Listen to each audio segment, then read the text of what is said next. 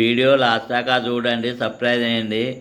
దొండకాయ ఫ్రై ఎలా తయారు చేయనో వీడియో చూపెడతా. ఈ దొండకాయ ముందుగానే తెచ్చుకొని శుభ్రంగా కడిగి చిన్న చిన్న ముక్కలు కోసుకోవాలి. దీనికి కావాల్సిన పచ్చిమిరపకాయలు, కొత్తిమీర, పుదీనా, ఉల్లిగడ్డలు, కళ్యామాకు రెడీ పెట్టుకున్నాం. స్టవ్ అంటు పెట్టినాం. స్టవ్ పైన మట్టి కంచు పెట్టినాం. అందులో 2 చెంచాలు నూనె పోసుకున్నాం.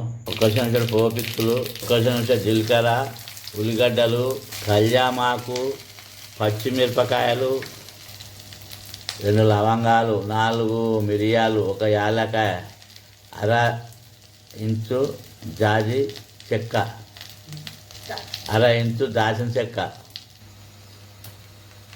చెంచాడు అల్లం వెల్లిపాయ, చిన్న చెంచాడు పసుపు, 1/2 చెంచాడు ఇంగు, పచ్చివాసన పోయేదాకా కలపాలి.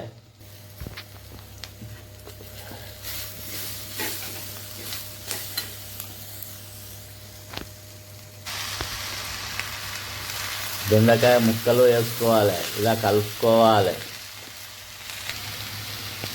1 చెంచాడు కారపొడి వేసుకోవాలి, తగినంత ఉప్పు వేసుకోవాలి. మొత్తం ఇలా కలుపుకోవాలి. కలుపుకొని దీన్ని మూత పెట్టి 15 నిమిషాలు ఉడికించుకోవాలి చిన్న మంట మీద. 1 చెంబడు నీళ్ళు పోసుకోవాలి.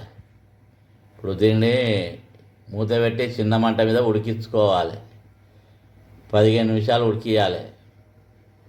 కొత్తిమీర, పుదీనా వేసుకోవాలి. దొండకాయ కూర రెడీ అయింది. స్టవ్ ఆఫ్ చేయాలి, దించుకోవాలి. దొండకాయ కూర రెడీ అయింది. గుమగుమలాడుతుంది. వేడి వేడి అన్నంతో కానీ చపాతీతో కానీ తింటే చాలా రుచిగా ఉంటుంది. మళ్ళీ కావాలనిపిస్తుంది.